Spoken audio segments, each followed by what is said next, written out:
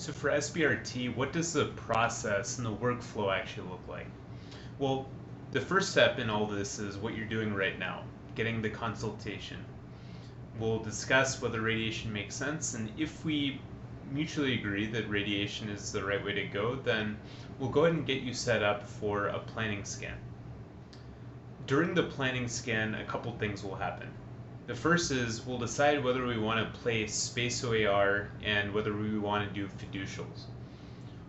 We'll answer in a different video what both of those things entail, but essentially the space OAR is a hydrogel that goes in between the prostate and the rectum.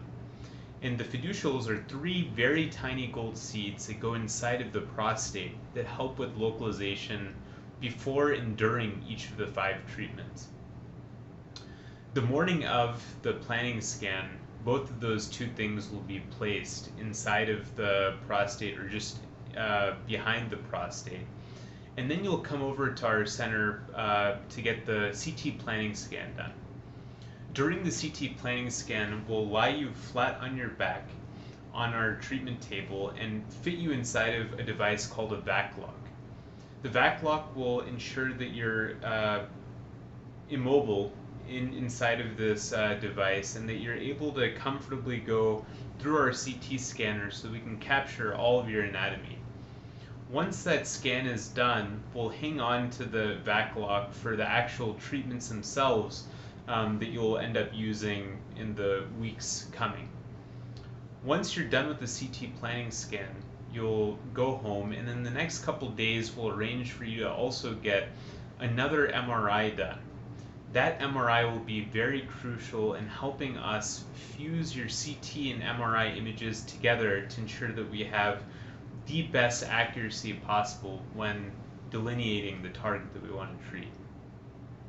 Over the next week or so, we'll work with our physics team and our planners to put together the optimal arrangement of beams to get at the prostate.